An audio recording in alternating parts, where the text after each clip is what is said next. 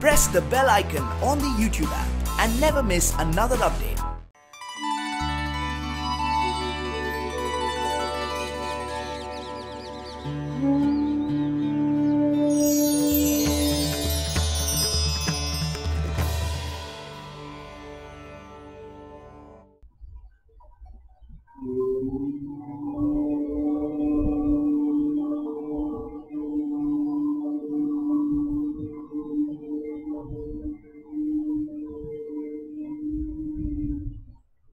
मैं पुनः उस बात पर आता हूं, जिस व्यक्ति के अंदर उसकी सकारात्मक ऊर्जा होती है उस व्यक्ति पर ग्रह नक्षत्र भी अधिक प्रभाव नहीं डाल सकते। मैंने 1000 कुंडलियों का अध्ययन करके बात सुनी, 1000 कुंडलियों।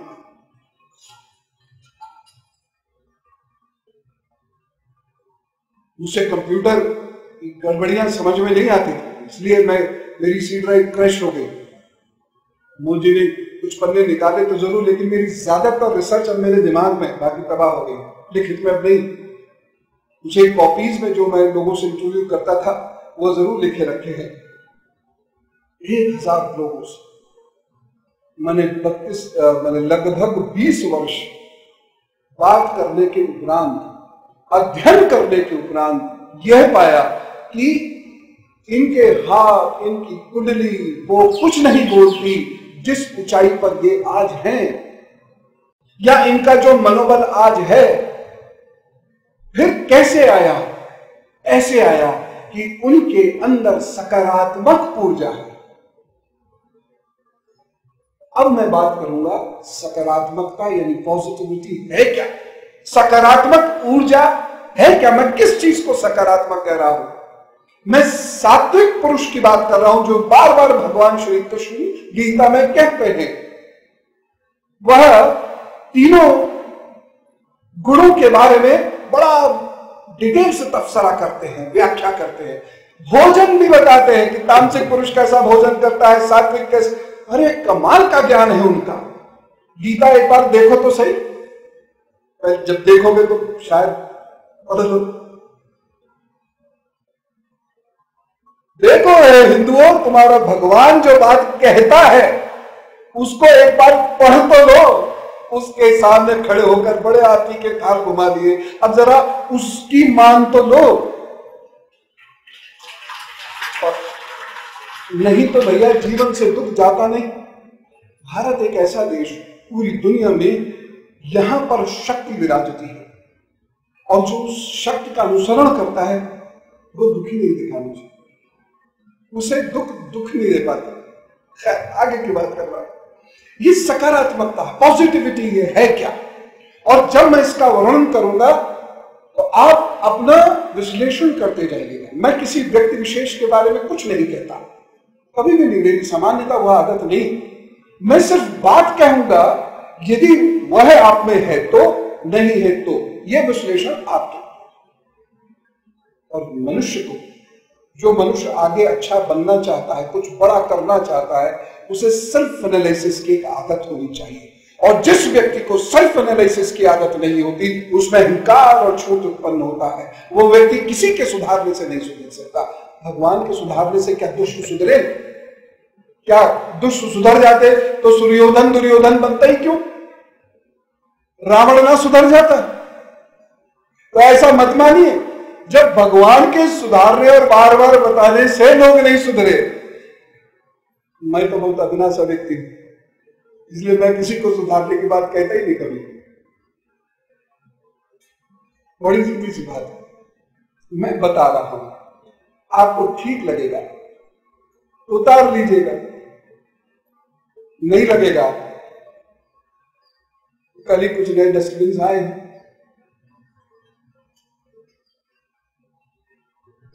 पॉजिटिविटी क्या है? पॉजिटिव होना, और इसको भी एब्सोल्यूट टर्म्स में मत सोचिए, एब्सोल्यूट पॉजिटिव कोई नहीं हो सकता, लेकिन हम उस स्तर तक पॉजिटिव अवश्य हो सकते हैं जहां प्रभु मेरा हाथ थामता है। जो बात गीता में है, याज्ञवल्क्य संहिता में है, स्मृति में है, जो पारशुर संहिता में, मनु संहिता में है, जो बात ऋग्वेद में है, जो अथर्ववेद में है, जो ईशावास्या में है, जो तैत्तिरीय उपनिषद में है, जो वेदांत के शिक्षा में है, वो बात समझने की कोशिश की। सबसे पहली चीज, अगर भरोसा है तो पूर्ण होना चाहिए, और यदि नहीं है तो बिल्कुल नहीं होना चाहिए। दो नावों में सवार होने की कोशिश करने वाले व्यक्ति को जीवन में कभी सुख वैसे ही नहीं मिलता, वो अपने ही मानसिक द्वंद्व से दुखी रहेगा। आप और आपके जीवन के बहुत सारे लोगों का आप विश्लेषण कर लेना। तो यदि प्रभु पर भरोसा कर रहे, मैं प्रभु के विशेष संदर्भ में कह रहा हूं, यदि प्रभु पर भरोसा कर रहे हो तो भरोसा होना चाहिए। नहीं तो वो कहानी याद है ना, एक व्यक्ति मगर के मुंह में था, पहले ब्रह्मा जी को बुलाया, इमीडिएटली उसका माइंड चेंज हुआ, बोले विष्णु जी से थोड़े संपर्क ज्यादा है। विष्णु जी को बुलाया, इमीडिएट माइंड चेंज हुआ, बोले मेरे पास तो भगवान शिव का भी है नजदीक का। अब उन्हें आवाज देने लगा। फिर धीरे धीरे उसने नाना प्रकार के साधु संतों से लेकर राजा संतरी तक सबके नाम ले दिए। ब्रह्मा जी उधर से चले रास्ते से लौट गए, विष्णु जी भी काफी आगे तक आ गए थे। फिर कार बदल गई तो वो भी लौट गए, बोले शिव जी देख ही लेंगे। शिव जी भी भाग खड़े हुए थे कैलाश से उसके लिए, लेकिन इतने में पुकार बदल गई तो उन्होंने कहा ये जिसको पुकारा वो देख ही लेंगे, मेरी कोई जरूरत नहीं रही शायद, वो भी लौट गए। और अल्टीमेटली वो लास्ट व्यक्ति जो संतरी जिसे वो पुकार रहा था, उसने सोचा बाकी उन्हें देख ही लिया होगा, मेरी जरूरत क्या है, तो छोटा सा आदमी, वो भी लौट गया। नतीजा मगरमच्छ खा गया। विश्वास है तो फिर पूर्ण हो। आधे विश्वास से जिंदगियां नहीं जी जाती। धोखा खाना होगा बाबू तो वैसे भी खाओगे, इसलिए विश्वास करके खा लो। कम से कम एक तरफ से दिमाग हटा तो रहेगा, नहीं तो विश्वास अविश्वास, विश्वास अविश्वास के बीच में झूठते चले जाओगे, जो दुख का एक बहुत बड़ा कारण है, बहुत बड़ा कारण। और यहां मैं एक अपनी स्टडी आपके सामने देना चाहता हूं, आपकी अलग भी हो सकती है, और वो ये है 99% लोग जो भक्त है ही नहीं, अभक्त हैं, उनकी मैं बात ही नहीं कर रहा। मैं आस्तिक नास्तिक की बात नहीं करता। वेद को मानने वाले आस्तिक, वेदों को ना मानने वाले नास्तिक, तो अंतर होता है भक्त और अभक्त। तो जो अभक्त है उनकी मैं बात नहीं कर रहा, क्योंकि वो अभक्त हैं, वो एक तरफ हो चुके हैं। मैंने नहीं मानना, मैंने आश्रम के दर पर नहीं चढ़ना, मैंने मंदिर की सीढ़ी पर पांव नहीं रखना, मैं मस्त हूं अपना बाहर खड़ा हुआ, गुटखा पान तंबाकू चबा रहा हूं, फोन पे बात कर रहा हूं, अंदर भजन की आवाज डिस्टर्ब कर रही है तो थोड़ा आगे चलो, वो क्लियर है, वो क्लियर है। और चूंकि वो क्लियर है इसलिए वो डरता नहीं है, इसलिए उसके मन में लालच से भगवान के पास जाने की कोई इच्छा है ही नहीं। क्लियर, वो एक नाव में सवार है और चल रहा है। उसको भी दुख होंगे, लेकिन वह अपने दुखों से अपने तरीके से निपटेगा। परिणाम जो हो वो मैं नहीं जानता, प्रभु जाने, लेकिन वो उसी तरीके से निपटेगा। मैं सिर्फ भक्तों की बात कर रहा हूं। 99% लोगों में मुझे भक्ति के सिर्फ 2 कारण नजर आए, भय और लालच। जो भी भय से या लालच से भक्ति करेगा वो तय मान के चलिए उसकी श्रद्धा और उसका विश्वास हमेशा डोलता रहे, क्योंकि जिससे ज्यादा भय लगेगा वो उसकी भक्ति शुरू कर देगा। जिससे लालच सिद्ध होता दिखेगा वो उसकी भक्ति शुरू कर देगा। एक बहुत बड़े संत सरीखे व्यक्ति थे, उसके बाद मैंने कहा आप संत नहीं है मेरे लिए, वह दुर्गा जी की भक्ति करते थे। उसके बाद उन्हें कुछ शक्तियां चाहिए, फिर उन्हें कुछ धन चाहिए। वो उनकी लॉयल्टी, उनकी वफादारी दुर्गा जी से बदल गई। उस वक्त में एक पिक्चर आई संतोषी माता की। अब वो संतोषी माता के भक्त हो गए। मूर्तियां और चित्र बदल गए जिनके साथ वो पिछले 25-30 सालों से रह रहे थे। उनको लगा ये देंगी। फिर एक नई उस दिन पिक्चर आई कि प्रथा प्रारंभ हुई वैभव लक्ष्मी की। तो उनको लगा संतोषी माता जी आउटडेटेड है, आजकल के माहौल में दे नहीं पाएंगी, अब वैभव लक्ष्मी को पकड़ो। तो 5-7 साल जो मां संतोषी की प्रतिमा और चित्रों के साथ उन्होंने पूजा अर्चना करना कि उनको भी उन्होंने साइडलाइन कर दिया। अब वैभव लक्ष्मी आ गई। ये क्या है? क्या ये भक्ति है? ये सिर्फ लालच है। सिद्धियों के प्राप्ति के लिए की जाने वाली पूजा भी पूजा नहीं है, वो भक्ति नहीं है, वो सिर्फ लालच है। तो आपके लॉयल्टी चेंज होती है, और जिस व्यक्ति की लॉयल्टी चेंज होती है उसे दुख से भगवान भी नहीं बचा सकता। चेंज मत करो लॉयल्टी।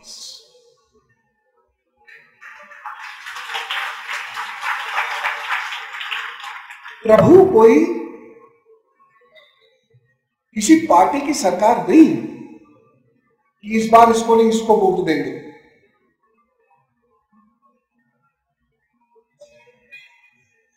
अगर एक बार चरण पकड़ लिए, कष्टों का कारण मैं हूं, और चरण छोड़ता हूं इसलिए कि मेरे कष्ट का कारण तू है, ये कह के, यही तो मतलब निकला।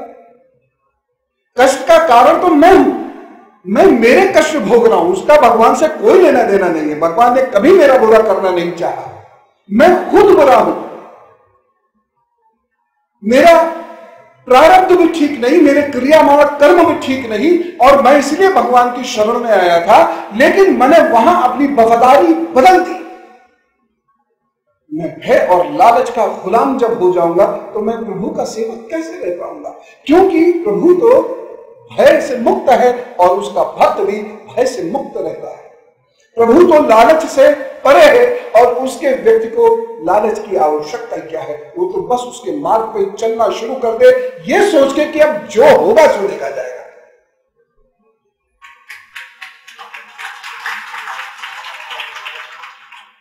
अगर आपकी लॉयल्टी में चेंज है, हर प्रश्न चिन्ह आप लगाते हैं, तो दुखों से आपको भगवान स्वयं भी आ जाएगा, बचा नहीं सकता। और ये बात स्टैम्प पेपर पर लिख के मुझसे साइन करा लेना। मैं इतने दावे से कह रहा हूं, 32 साल का अनुभव कम नहीं होता। पहले ये बात मैं धीरे धीरे कहता था, आराम आराम से कहता था, लेकिन जैसे मैंने उद्घोष किया था कि मैं 12 जनवरी 2016 से बदल गया हूं, तो अब मैं ये बात पूरे जोर और आक्रामकता के साथ कहता हूं।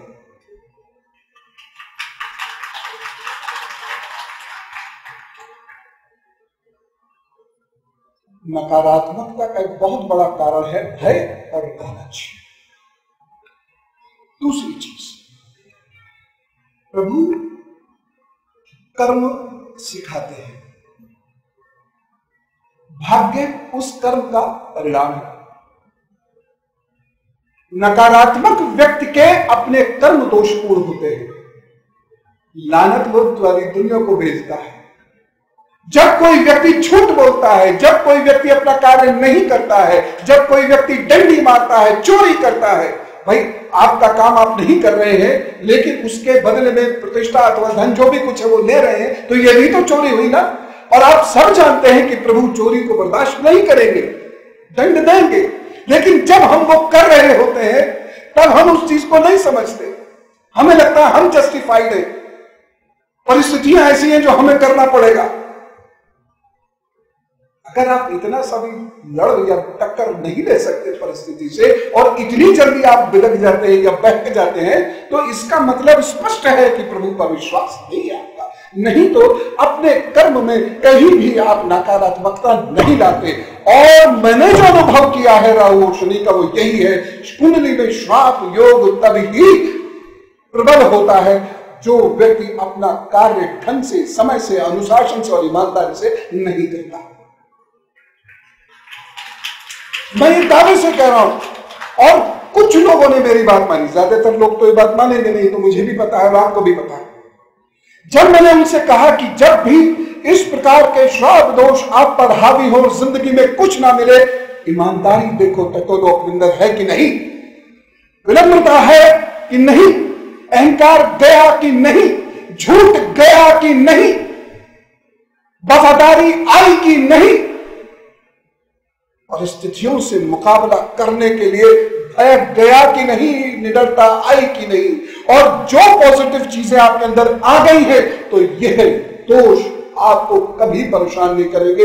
1000 मूल्यों का अध्ययन करके ये बात कह रहा हूं आपसे, लेकिन नहीं मानते लोग, नहीं मानते। मेरे एक साधु मित्र हैं, बड़ा अद्भुत ज्ञान है उनका। मुनि जी का सानिध्य उनको बहुत ज्यादा मिला, उनके शक्तिपात से और साधु मित्र की मेहनत से। उनमें ऐसा ज्ञान है कि मैं यदि आपको बताऊंगा तो वह कल्पना से परे लगेगा कि मैं कोई शायद सीरियल की कहानी सुना रहा हूं। अद्भुत ज्ञान है, और उस ज्ञान के चलते उन्होंने एक तीर्थ स्थल में, जंगल में रहते हैं, और वो मौन रखते हैं, पूर्ण मौन। मैंने उन्हें अपने जीवन काल में बोलते नहीं सुने। स्लेट है उनके पास, और स्लेट पे वो कुछ कुछ लिखते रहते हैं। उन्होंने एक बार एक व्यक्ति की मदद कर दी। वो व्यक्ति बहुत दीनहीन था, दुखी परेशान। तो लोग साधु संतों की शरण में जाते हैं तो वो बहुत दुखी परेशान होते हैं। उस व्यक्ति का शेयर में बहुत पैसा डूब गया था और वह कर्जदार हो गया था। उन्होंने स्लेट पर लिख के ये बताया, जबकि मुझे मालूम है उनको शेयर वेयर ये सब कुछ नहीं पता, ना उनकी जिंदगी में वो चीज है। भाई कपड़ा वो अपने पास रखते हैं, मात्र एक स्लेट बत्ती रखते हैं। लेकिन उन्होंने, अब मुझे ये तो याद नहीं, बहुत पुरानी बात है, उन्होंने